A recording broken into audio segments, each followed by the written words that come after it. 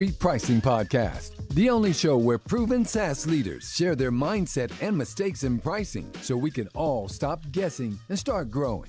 Enjoy, subscribe, and tell a friend. Now, let's break it down with your host and sought-after slayer of bad pricing, Marcos Rivera. What's up and welcome everybody to another episode of the Street Pricing Podcast. I'm Marcos Rivera, author, entrepreneur, and pricing coach. And today I am bringing someone who I'm ultra excited about because this person was head of pricing at Marketo. Think of these names, right? Marketo, Gainsight, Coupa, and now at ClickUp. Think about the experience and the amount of pricing experimentation and changes and successes, like all those key things. I am bringing someone here that has done all that and is going to share some deep stories today. Excited to bring to the stage here, Johnny Cheng. Welcome, Johnny. Thank you for having me. Super excited to get started. No, man, listen, you are representing the Bay in a good way. All right. You've done all these different types of companies, small ACV, large ACV, enterprise, mid-market, small. You've done it all. And I am super excited to jump in with you today. I do, though, have to really strike at you right out of the gate because I just found out that you are in San Diego. You did not reach out and say hello to me. Damn you, Johnny.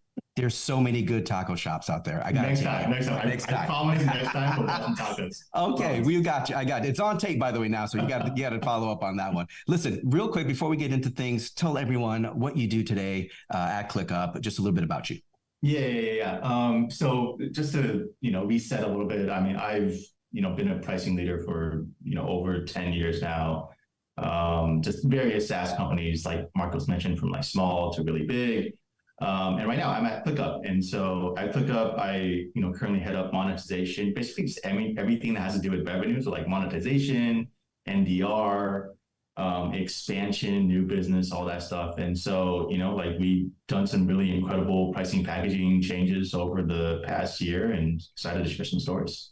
Oh man, you have done a lot. I know some of them, but I'm really excited to break it open here. So here's how we set up the show, right? Real simple. We're going to do 3 different talks here. Rewind. Let's talk about the past. What big pricing change or story that you could share with us? I want to hear struggle. I want to hear the real deal and digging into that change, and then share it with the world. The next one here is going to be bringing it back to the present. I call it play. So what is working for you nowadays? What's really bearing a lot of fruit? And then we're going to talk fast forward. What's next? What do you want to change? Where are you going to go with the pricing and packaging? And then at the end, we're going to wrap things up with my favorite question, which is tell me your favorite song. 90s hip hop gets a special bonus, but doesn't have to be. So think about that. Keep that in the memory bank in the back of your mind. But let's start off with a great pricing story. Johnny, let's talk about it. Yeah, I'm gonna go way back, and this actually has to do with Marcos, and so you guys are in for a cool treat. So about 10, 11 years ago, I was at a company called Marketo. A lot of you guys know Marketo. It was the leader in marketing automation space. I mean, it kind of revolutionized that whole marketing automation, email marketing, mobile marketing space. And so I was there, and I was basically head of pricing for Marketo. And when I first joined, we were a single product company. Even though we were rapidly growing all these different, products, features, and everything, we were still only single threaded, right? And so if you think of like us going to market, the value just did not align with the price. We would sell something that would be incredibly valuable to certain people, and it would be the same price as if you were going in and, someone doing newsletters, right? And we're like, God, like this technology is just amazing. Just so many different use cases. And so we ended up going to a platform and apps model. So it was a very, very big change at the time, right? So we're like, you know what? There's all these different audiences. There's all these different plays. We need to package our product so that it speaks to those individuals so that we can correctly monetize. And at that time, it was actually really scary, right? Like a lot of the e-staff were like really against it. They're like, nope, we just do one thing. And then it took a ton of research to try to convince them. It's like, no, there's distinct value for like consumer marketing, for mobile marketers, for people that do just need newsletters, right? And then that is so big. I'm sorry, John. I got to because you said packaging, and when people think of pricing, they think of that number, right? Like, oh, okay, should it be 99? Should it be 109, et cetera? But you're taking it now to actually, guys, it's the way we package the product that's actually going to unlock a lot more value and revenue. And I want everyone to hear this: is that pricing is not just about that number at the end. And if you're running a B2B SaaS company, you're thinking about what should my price be. You might want to take a further step back and wonder, is your packaging even right? So exactly. I think you're hitting on a really key point there, Johnny. Keep going, man. Yeah. I always remind people, it's pricing and packaging, right? It's not just pricing. It's very clear. That's very right. Clear. Yeah. And so we went through this whole model where we just tore down every single feature. And we actually, we rebuilt it like Legos, right? It was think of each individual pieces as each individual feature. And we rebuilt the whole entire thing. I mean, it was a month-long exercise. We started off with hundreds of features. And then we're like, how do we bucket it? Who are the right, target audiences for this feature? How much is it worth? How competitive is it? We went through this whole exercise. And we built these, think of it as, 4 or 5 solutions. And so it's almost like a first step towards solution pricing, right? And so it was an unbelievable process. And at that time, it was actually very new in the industry. So I don't think people want to do that. You went and you took all your features, which were a lot, right? Because you're pretty robust. Yeah. And you started scoring them on those dimensions, right? Who really wants it, the value of it, ability to monitor it, all that stuff, right? Yeah. I got it for the audience. I got to understand. Did you just plop them in a spreadsheet and just started scoring them out piece by piece? We did. We still, there's a spreadsheet that lives in Marketo somewhere. That's just, it's 500 rows long. And we just started scoring everyone. And it's really funny because the CEOs started getting involved. A lot of people because people are very opinionated and very passionate about it. And once you start seeing the patterns, it's magic. It just clicks, right? You start to understand that there's different groupings, different audiences, different values. And then once it clicks, that's when things speed up and you come up with these, I call it modules, right? And based off of those modules, that's where you build the platform and apps. And so it just all came together and it was amazing. That is phenomenal. Selling the right value to the right customer the right way. It sounds easy the way I say it. It's actually really hard to nail down. But once you see the patterns, it gets easier, man. Keep going. Okay, so now you went through this. It sounds like a grind. You went through it. Took about a month. Keep going for me. Yeah. And so, I think there was actually 2 big hurdles here, right? The first one was obviously the go-to-market side. And because we were, B2B, we had a huge sales team. Now all of a sudden it's to get sales bought in. And I cannot stress it enough. I've talked to so many companies where the pricing professional or someone that's responsible for pricing, they do it in a vacuum and they don't talk to the sellers. The sellers are the ones that are actually going to go out to sell the value of it. And if you don't get them on board, and that was one of the first things my mentor told me when we first started this project was get the sellers involved, right? Make sure that they're heard. Get them involved because at the end of the day, if you're going to go do value selling, they're the ones that have to go do it.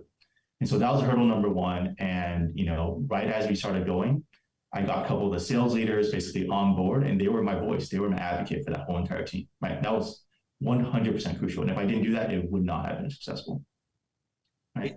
This is something I have to underscore here because getting sales on board it's a phenomenal thing to do because it does kind of validate, and it also allows you to roll out a lot faster. But here's the thing.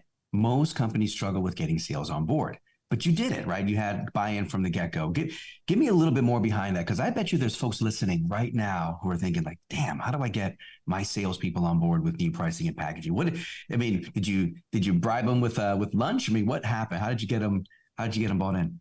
Yeah, I think there's a couple of things, right? One is what is the upside for them? Right. And they felt the same struggles too, right? They were going into deals. Sometimes they were like, I want to do a negative discount because I'm talking to this customer that absolutely loves the product and they're going to use it for all these amazing things. And I just can't sell it at the right price. I need you to tell me what that price is. And so I was selling the vision of what they're going to get out of this, right? The vision is if we do this correctly, you can now monetize correctly for different types of customers. And when they saw that, it's just dollar signs in their eyes, right? They're like, yes, that's what I want. And then you basically set the guidelines, you set a guided selling process for them. And all of a sudden, they start to realize hey, for this deal that used to be $1,000, it's probably worth 3,000-4,000, and I can sell it at that price, right? And so they'll feel very confident to do it. And so once you get to start thinking about that, they're 100% bought it. First of all, I think a lot of folks probably had never heard the term negative discount, right? I think but it is a nice way if you have a target for your sales rep in the background, list price, but then able to sell a bit above that. This is kind of testing a little bit of that headroom in the price point. I've seen companies do it and do it well.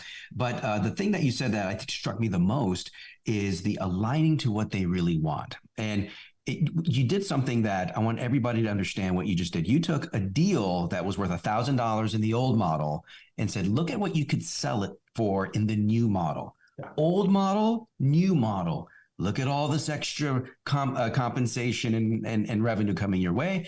This is why you want to do this pricing model. And listen, nothing talks to sales better than showing them how the mechanics benefit them. And I think that's it. The old model, new model. Old model, new model, and just compare it. I love it. And I love it. So straightforward. Yeah. And I would say the other hurdle is once your pricing model gets a little bit complex, this is actually where you need to provide them with the right tools. And so I think the second step is, people pass the first hurdle and they're like, great, fantastic. Let's try to roll this out. But oftentimes it's a change in the model and the framework. And so you don't want sales confused. You don't want them to second guess themselves.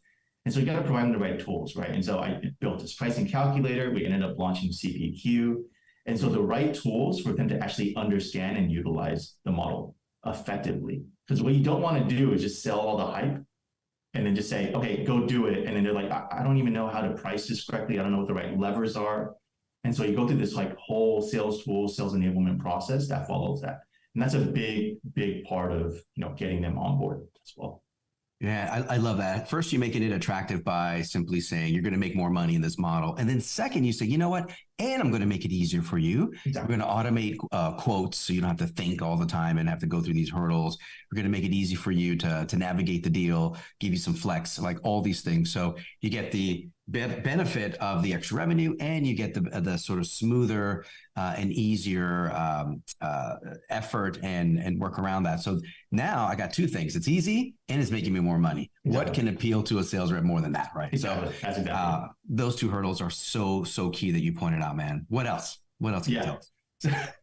So, I think, one of my proudest moments was we actually ended up launching this alongside our old model, right? And we did this, and, you can't really, in that environment, in that B2B environment, you can't really A/B test. And so this was like sort of an A/B test where you kind of had two models running simultaneously. And I just let the reps pick, right? There were some reps who were way more bought in than other ones. And I'm like, go ahead and just use a new model, see what happens, things like that. And within the first 3 months, it was very apparent, right? Like we saw a drastic difference. Like there were deals that were on average like 40-50% higher in terms of ASV. And it's really funny because we kind of did this organically, and you can kind of tell the sales force, once they saw the dollars from their colleagues, they just all started like slowly shifting it over. And we didn't even kill the old model, but by like month 5 or 6, like just no one was using the old model anymore. Because we were like, this works, this is proven, I'm now hitting quota, and they just loved it. And so they just gravitated towards it. Like I've never seen that before. And I think that was just such an awesome phenomenon to see. So you just let the adoption speak for itself, which is great. Listen, everybody. I mean, you're probably wondering like, holy crap, how do you run two models side by side? How do you give that optionality to sales? Isn't that like super riddled with friction and confusion? And that's really scary. But you did it. You did it for 90 days, for 3 months, right? Yeah. And you started noticing, you gave them freedom. You said, here's the old model. Fine. Here's the new model, everything that comes with it. And you said, you can pick and choose as you go through your deals. And here's a key thing about salespeople. Salespeople, very competitive. They're also very smart at finding the shortest path from A to B.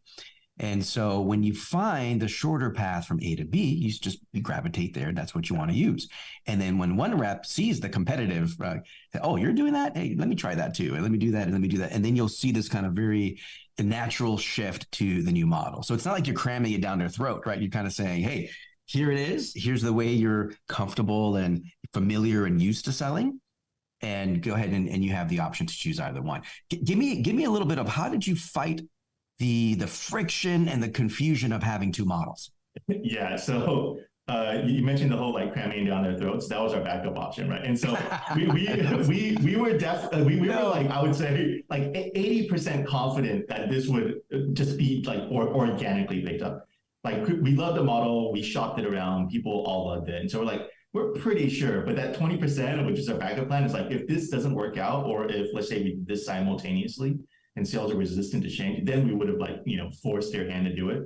But I would say like the biggest point, and it goes back to all the sales tools. There's a lot of friction there, but it's friction that already exists.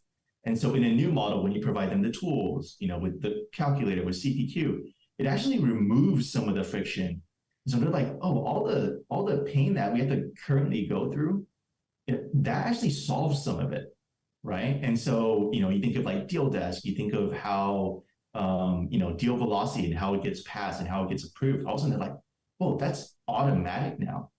And so, a lot of the friction is actually gone now, which is just, like, I feel like I'm going to emphasize this again. Without the tools, there would have been more friction, which would have been really bad, right? Because sales is like, first of all, resistant to change. Second of all, there's even more friction now. I have to now choose which model.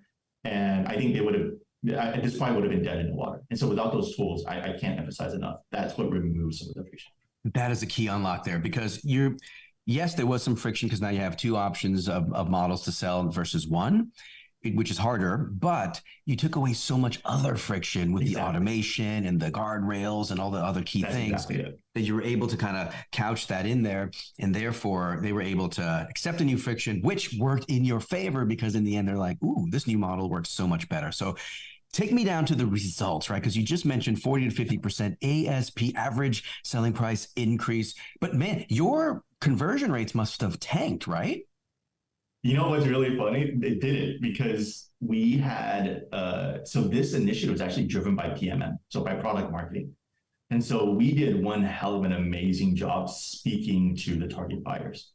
It was, I mean, if you have that that messaging perfect, that speaks to that mobile marketer, that speaks to that consumer marketer, that email marketer, they eat it up, right? Because they're like, well, this solution bundle, this plan is custom made for me, and they're more than willing to pay extra for it, right? Because they're like, you're basically tailoring these set of features and speaking my language.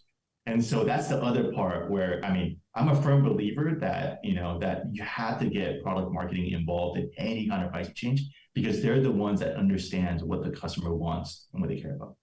You're defying logic, man, but it's so true, right? You're defying logic. 40 to 50% higher prices or average selling price should mean you're selling less because people don't want to buy it. But what you're revealing here is if the buyer feels like you're giving them exactly what they want, you get me, you know me, you can do that. You can actually pull it off.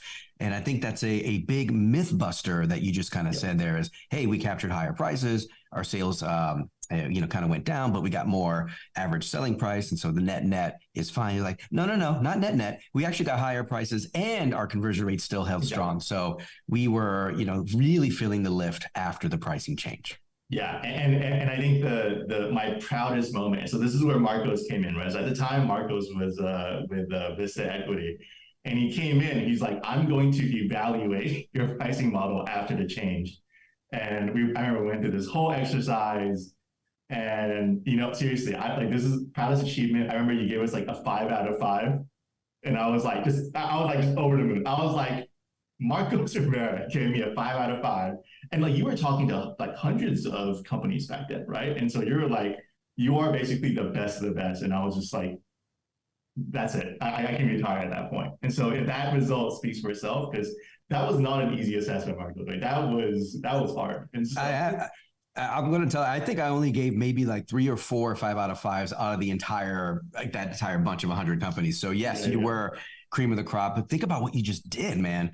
The getting the buy-in, the tooling, the analysis up front, started with the grind. Listen, not everybody has like fancy, analytical usage software out there. So you had to get in and get really familiar, even from the CEO down. What feature value do we want to give to each audience and understand those differences?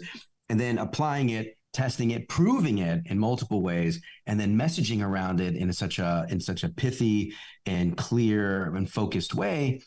And then the results spoke for itself. I mean, obviously, everyone knows the story with Marketo getting sold to Adobe for like $1 gajillion, right? And that's a technical term. But you guys deserved it. You guys did a phenomenal job. So I rated you high, and the results kind of spoke for themselves, man. Listen, fantastic story behind there, because I think not a lot of people know kind of how that went down and how they were able to capture so much more of that value. So let's now bring it forward and back here to the present, right? Right now, you probably have a ton of stuff going on, pricing and packaging at ClickUp. Give me a sense for what's working for you today. What's bearing fruit? Yeah, I mean, I'm going to say that the reason, the main reason I came to ClickUp is because it is one of the fastest growing PLG companies out there. True PLG. There's a lot of companies that's out there that are like, and for those that don't know, it's product-led growth, right? You think of companies that are like, yeah, like we think we're PLG, but their product is, takes 3 months hand-holding, takes 5 people to onboard them. They don't even see the value until year 2. That is not PLG, right?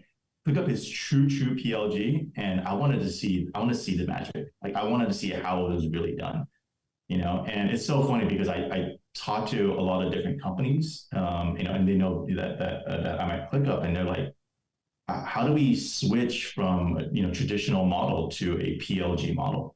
I tell them, like, that's hard. Like, it's really hard to go from that, to traditional to PLG, especially if your product isn't built for it.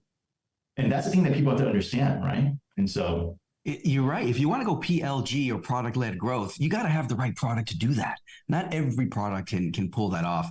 And I remember ClickUp. I mean, even back when you guys started, it was $5. Folks were getting in there. It was pretty generous free plan, getting in there, and you were fighting in a super crowded space with some behemoths in it, and still got a really fast acceleration growth. I think the story is amazing on how you got there. So if you had to think about your true PLG at ClickUp, what is working that's making it such a smooth growth mechanism for you guys? Yeah, I think the first, there's a couple components, right? I think the first thing is the ability to see value very quick.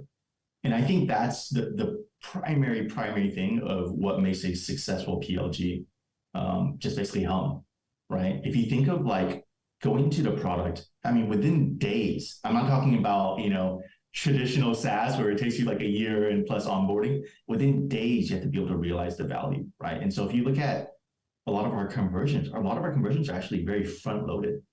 Because customers, they come in and they're just like, well, mind blown. I'm going to get in here. I'm going to start, start creating tasks. I'm going to start tagging other people in. I'm going to just start doing work in this platform. And then it just like hits this inflection point where it's like it clicks in their head. Like, whoa, I can do work in here. This is going to make me more productive. I see the value. And then after that, at that point, $7, $10, $15 is like nothing, right? It's like, yeah, I'm more than willing to pay for this. It's like less than Netflix, right? And so they'll gladly do it. And so I think that's what makes it really special, is being able to see the value very quickly. Yeah, I mean, I throw a funny pun in there, right? I mean, it clicks very fast, right? For ClickUp, if you think about it, the ability to do PLG great is showing that value early, but not every product can do that, right? And so there's different value cycles. Some value comes peaks and troughs, seasonality. Some value comes way up front.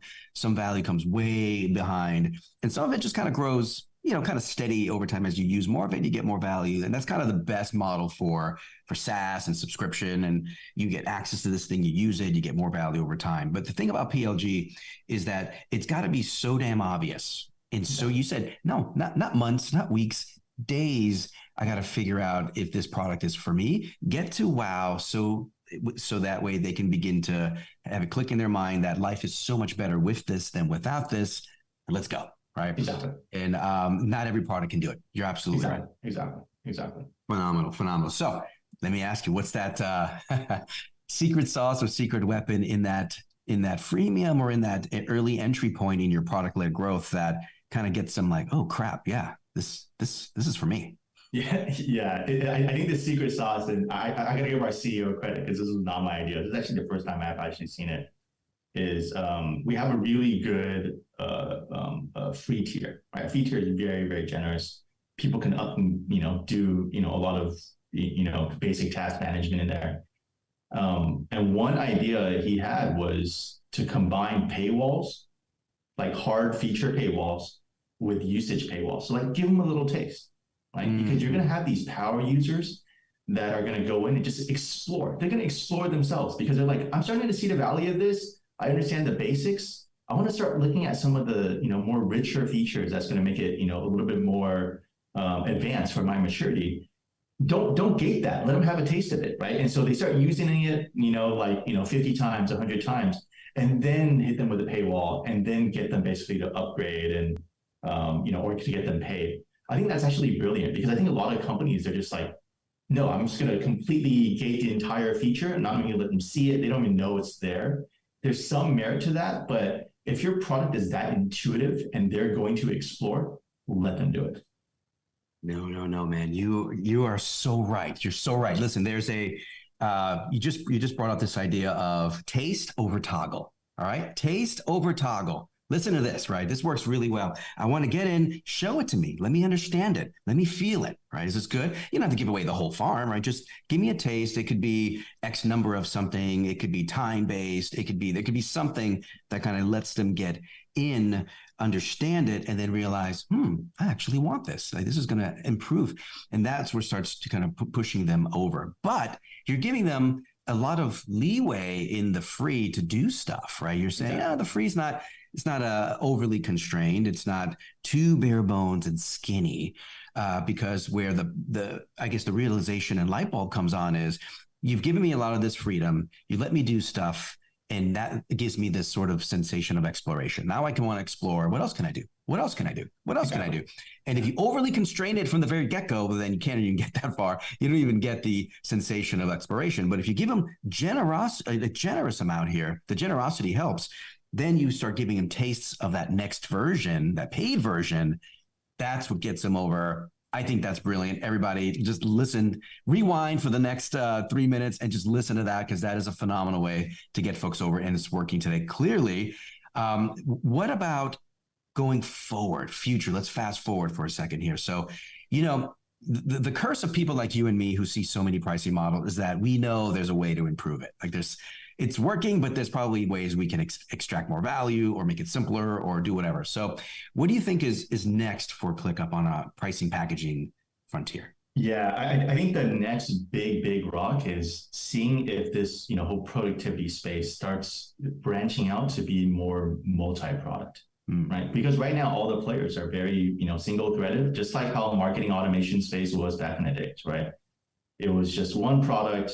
There's a couple of use cases, obviously, but then what we're starting to see, and I think the other players in the space are starting to see as well, but what ClickUp's starting to see is there's starting to be these different types of users, these different ICPs, these different types of use cases. And so because of that, eventually, I think what's going to end up happening is, ClickUp, along with, other solutions, are going to start going multi-product and multi-threaded, right? And so it's going to eventually evolve into this platform and apps model, just like I've seen in my previous, careers. But once you get to that stage, then, we can do like what we did at Marketo, right? Speak to different kind of audiences, different kinds of use cases, and then charge differently for each of the use cases. And so that's what I want to get there eventually. But I think, this productivity industry itself is still in its infancy, right? It's still very, very early on. And we haven't, nobody's really made that jump in. I think everyone's kind of like holding back and seeing like who's going to make that jump first, right? It is going to make a jump, but I see what you're seeing, right? Which is there's so many tangentials when it comes to collaborating and communicating and sort of owning those pieces. And today you have different folks solving different problems, and then slowly, over time, you're going to see like the expansion of maybe solving these problems together in one tool. And the benefit of integrating them, and the benefit of spanning, maybe multiple user types or ICPs or ideal customer profiles right in there. And so that's going to introduce more complexity into the model. And so if you don't have a good idea of which features add value where, the audiences you want to serve, the different ways to tantalize folks and move them up into the paid plans, when things start adding in complexity, it gets really muddy and hard. But with a good foundation, you can decide where you want to add the complexity in order to create more routes of growth without overcomplicating things for sales and for people, and PLG for that user. You still want to keep it super simple and super quick to the wow. Exactly right. And that is, if you think of monetization, that is, it's benefit for them and benefit for us too, right? We're building all these new features with all these new use cases, and we're constantly innovating. And because you're constantly innovating, it's going to get to a point where like you need some ROI on that, right? And so you got to monetize that. And once you get to that point where it's true multi-product, that's where the money comes in.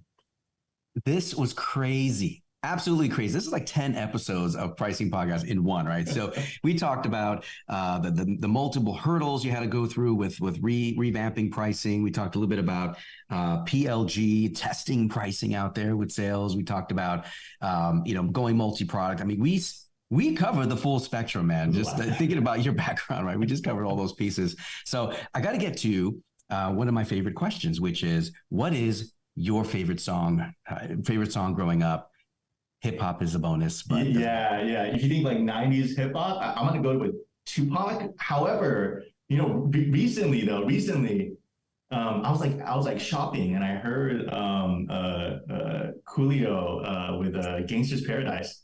And I was like, I mean, that brought back some. I was like, okay, that feels really good, and so I'm gonna go with that because like that brought back. I mean, when that song first came out, I was listening to like repeat for like weeks, right? And so Gangsta's Paradise, because it was on the radio for like around weeks. Exactly.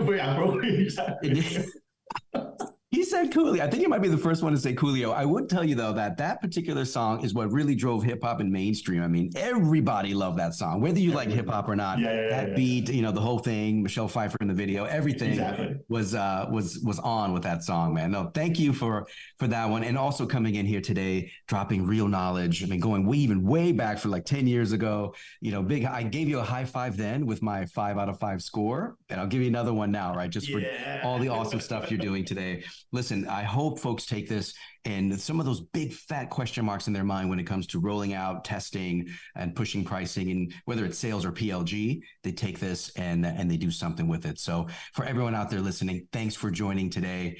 And please stop the guesswork and stop guessing and start moving on and grow. All right, everybody, until next time. Thank you, and much love for listening to the Street Pricing Podcast with Marcos Rivera. We hope you enjoyed this episode, and don't forget to like and subscribe. If you want to learn more about capturing value, pick up a copy of Street Pricing on Amazon. Until next time.